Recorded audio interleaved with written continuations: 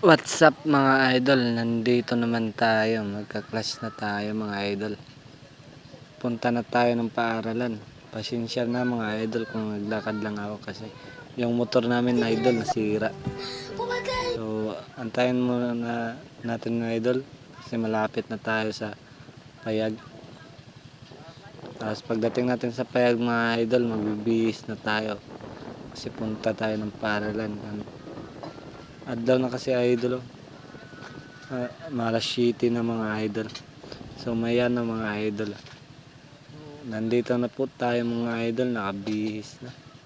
So antayin muna natin saglit kasi nagpa-plug pa mga idol, di pa tayo makapasok.